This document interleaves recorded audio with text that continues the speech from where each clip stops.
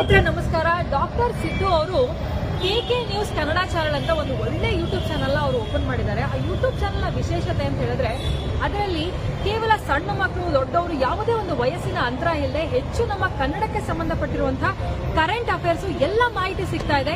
ದಯವಿಟ್ಟು ಹೆಚ್ಚಿನ ಸಂಖ್ಯೆಯಲ್ಲಿ, ಅದರಲ್ಲೂ ನನ್ನ ಯುವ ಸ್ನೇಹಿತರು ಹೆಚ್ಚಿನ ಸಂಖ್ಯೆಯಲ್ಲಿ ಯೂಟ್ಯೂಬ್ ಚಾನೆಲ್ನ ಸಬ್ಸ್ಕ್ರೈಬ್ ಆಗಿ ಫಾಲೋ ಮಾಡಿ ಹೆಚ್ಚು ಕನ್ನಡ ಪರ ಜ್ಞಾನವನ್ನ ಬೆಳೆಸ್ಕೊಳ್ಳಿ ಅಂತ ಹೇಳೋದಕ್ಕೆ ಇಷ್ಟಪಡ್ತೀನಿ.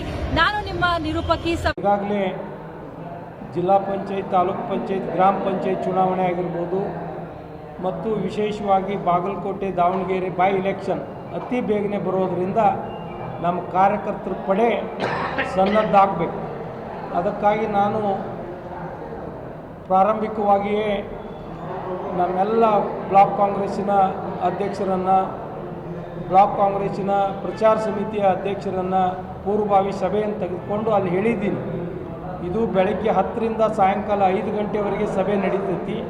ನೀವು ಸುಮ್ಮನೆ ಶಿವಪ್ಪ ಕೊಟ್ಟಿಸಿದ್ರೆ ಬಂದು ಅರ್ಧ ತಾಸು ಕೂತು ಹೋಗೋರನ್ನ ಕರ್ಕೊಂಬರಬೇಡ್ರಿ. ನಿಷ್ಠಾವಂತ, ಪಕ್ಷದ ಮೇಲೆ ಅಭಿಮಾನ ಇರ್ತಕ್ಕಂಥ ಕಾರ್ಯಕರ್ತರನ್ನೇ ನೀವೆಲ್ಲ ಕರ್ಕೊಂಬರಬೇಕು ಅಂತಕ್ಕಂಥ ಒಂದು ಸಂದೇಶವನ್ನು ನಾವು ಈಗಾಗಲೇ ಪೂರ್ವಭಾವಿ ಸಭೆಯಲ್ಲಿ ಮಾಡಿದ್ದೇವೆ. ಅದೇ ರೀತಿ ನಾವೇನು ಸುಮಾರು 1000ದಿಂದ 1500 ಜನ ಕೂಡ್ತಾರೆ. ಅದರಲ್ಲಿ 100ಕ್ಕೆ 75ರಿಂದ 80% ಜನ ಕಾರ್ಯಕ್ರಮ ಮುಗಿಯುವವರೆಗೆ ಉಳಿದುಕೊಂಡು ಸಂಪೂರ್ಣ ಇದರ ಒಂದು ಸದುಪಯೋಗ ಪಡಿಸ್ಕೊಳ್ತಕ್ಕಂಥವ್ರಿಗೆ ಭಾಗವಹಿಸಲಿಕ್ಕೆ ಆದೇಶವನ್ನು ಮಾಡಿದೆವು.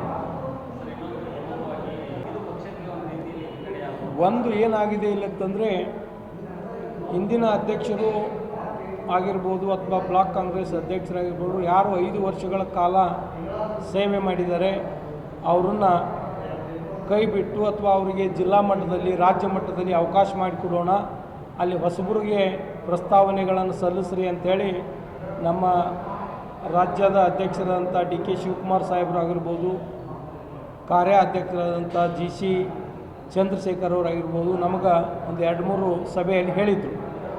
ಆಯಿತು ಅಂತ ಹೇಳ್ತಾ ಬಂದಾಗ ಕೆಲವೊಂದು ಸಂದರ್ಭದಲ್ಲಿ ನಾವು ಪತ್ರಗಳನ್ನು ಕೊಟ್ಟಾಗ ಭಾಳಷ್ಟು ಜನ ಪ್ರಯತ್ನ ಮಾಡಿ ಇವತ್ತು ರಾಜ್ಯದ ಮಹಿಳಾ ಅಧ್ಯಕ್ಷರು ಬದಲಾವಣೆ ಆಯಿತು.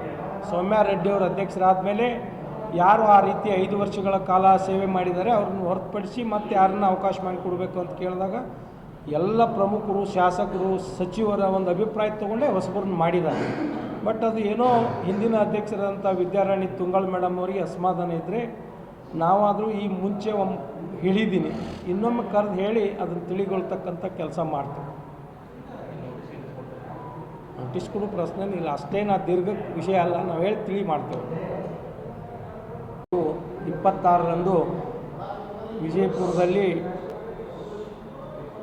ಕರ್ನಾಟಕ ರಾಜ್ಯ ಪ್ರದೇಶ ಕಾಂಗ್ರೆಸ್ ಪ್ರಚಾರ ಸಮಿತಿಯ ಅಧ್ಯಕ್ಷರಾದ ಶ್ರೀಯುತ ವಿನಯ್ ಕುಮಾರ್ ಸರ್ಕೆ ಅವರ ನೇತೃತ್ವದಲ್ಲಿ 1 ದಿನಗಳ ಕಾಲ ಕಾರ್ಯಕರ್ತರಿಗೆ ತರಬೇತಿ ಶಿಬಿರವನ್ನು ಏರ್ಪಡಿಸಿದ್ದೇವೆ. ಇದರಲ್ಲಿ ನಮ್ಮ ಜಿಲ್ಲೆಯ ಈರುವರು ಸಚಿವರು, ಎಲ್ಲ ಶಾಸಕರು, ಈರುವರು ವಿಧಾನ ಪರಿಷತ್ ಸದಸ್ಯರು ಭಾಗವಹಿಸ್ತಾ ಇದ್ದಾರೆ. ಅದರ ಜೊತೆಗೆ ನಮ್ಮ ಕರ್ನಾಟಕ ಪ್ರದೇಶ KPCC ಪ್ರಚಾರ ಸಮಿತಿಯ ಸಂಯೋಜಕರಾದಂಥ ಮುರಳಿಯವರು, ಶ್ರೀಯುತ ಮುನೀರವರು, ಅದೇ ರೀತಿ ಚಂದು ಶೆಟ್ಟಿಯವರು ಮತ್ತು ಶರಣಪ್ಪ ಕೊಟ್ಗಿಯವರು ಕೆಲವೊಂದು ವಿಷಯಗಳನ್ನು ಕುರಿತು ಕಾರ್ಯಕರ್ತರಿಗೆ ತಿಳಿ ಹೇಳ್ತಕ್ಕಂಥ ಕೆಲಸವನ್ನು ಮಾಡ್ತಾಯಿದ್ದಾರೆ. ಇದು 15ನೇ ತಾರೀಕು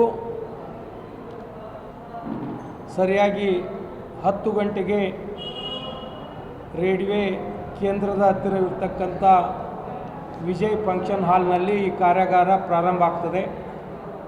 ಜಿಲ್ಲೆಯ 16 ಬ್ಲಾಕ್ ಕಾಂಗ್ರೆಸ್ ಘಟಕದಿಂದ, ಒಂದೊಂದು ಘಟಕದಿಂದ ಕನಿಷ್ಠ 100 ಜನ ಕಾರ್ಯಕರ್ತರು ಅದರಲ್ಲಿ ಪಾಲ್ಗೊಳ್ತಾರೆ ಅಂತಕ್ಕಂಥ ನಿರೀಕ್ಷೆಯಲ್ಲಿ ನಾವಿದ್ದೇವೆ. ಆ ಕಾರ್ಯಾಗಾರದಲ್ಲಿ ಕಾಂಗ್ರೆಸ್ ಪಕ್ಷದ ಉಗಮ, ಕಾಂಗ್ರೆಸ್ ಪಕ್ಷ ಸ್ಥಾಪನೆ ಮಾಡಬೇಕಾದ್ರೆ ಯಾವ ಉದ್ದೇಶದಿಂದ ಅಂದಿನ ನಾಯಕರು ಸ್ಥಾಪಿಸಿದರು, ಸುಮಾರು 140 ವರ್ಷಗಳ ಕಾಲ ಪಕ್ಷ ನಡೆದು ಬಂದ ದಾರಿ, ಕೇಂದ್ರದಲ್ಲಿ ಆಗಿರ್ಬೋದು, ರಾಜ್ಯಗಳಲ್ಲಾಗಿರ್ಬೋದು, ಕಾಂಗ್ರೆಸ್ ಪಕ್ಷದ ಸರ್ಕಾರಗಳು ಜನಪರವಾದಂಥ ಕಾರ್ಯಕ್ರಮಗಳನ್ನು ಏನು ಕೊಟ್ಟಿದ್ದಾರೆ ಇವುಗಳನ್ನೆಲ್ಲ ತಿಳಿಸಿ ಹೇಳ್ತಕ್ಕಂಥ ಕೆಲಸವನ್ನು ಅದರ ಜೊತೆಗೆ ಇನ್ನೂ ಅನೇಕ ವಿಷಯಗಳನ್ನು ಕಾರ್ಯಕರ್ತರಿಗೆ ಹೇಳ್ತಾರೆ. ಯಾಕಂದರೆ ಕಾಂಗ್ರೆಸ್ ಪಕ್ಷದಲ್ಲಿ ಕಾರ್ಯಕರ್ತರ ಪಡೆ ಭಾಳ ಗಟ್ಟಿಮುಟ್ಟಾಗಿ ಎಲ್ಲ ಪ್ರಶ್ನೆಗಳಿಗೂ ಉತ್ತರವನ್ನು ಸ್ವಯಂ ಆಗಿ ಉತ್ತರಿಸ್ತಕ್ಕಂಥ ಶಕ್ತಿ ಬರಬೇಕಂದ್ರೆ ಕಾರ್ಯಕರ್ತರು ಇಂಥ ಒಂದು ತರಬೇತಿ ಶಿಬಿರದಲ್ಲಿ ಪಾಲ್ಗೊಳ್ಳೋದು ಭಾಳ ಮುಖ್ಯವಾಗಿದೆ. ಅಲ್ಲಿ ಬಂದರೆ ಅವರಿಗೆ ಬಹಳಷ್ಟು ಪಕ್ಷದ ವಿಷಯದ ಅನುಭವ, ಸರ್ಕಾರದ ಯೋಜನೆಗಳು, ಪ್ರಸ್ತುತ ಸಂದರ್ಭದಲ್ಲಿ ವಿರೋಧ ಪಕ್ಷದವರು ನಮಗೇನು ಟೀಕಾ ಮಾಡ್ತಾರೆ ಅವರಿಗೆ ನಾವು ಯಾವ ರೀತಿ ಸಮಂಜಸವಾದಂಥ ಉತ್ತರವನ್ನು ಕೊಡಬೇಕು, ಈ ಎಲ್ಲ ನಿಟ್ಟಿನಲ್ಲಿ ಈ ಕಾರ್ಯಾಗಾರ ನಡೀತಾ ಇದೆ. ಇದರಲ್ಲಿ ಎಲ್ಲರೂ ಹೆಚ್ಚಿನ ರೀತಿಯಲ್ಲಿ ಪಾಲ್ಗೊಳ್ಳಲಿಕ್ಕೆ ನಾನು ವಿನಂತಿಯನ್ನು ಮಾಡಿಕೊಳ್ಳೋ ಇವತ್ತು ಈ ಪತ್ರಿಕಾಗೋಷ್ಠಿಯನ್ನು ಕರೆದಿದ್ದೇವೆ. ನಮಸ್ಕಾರ.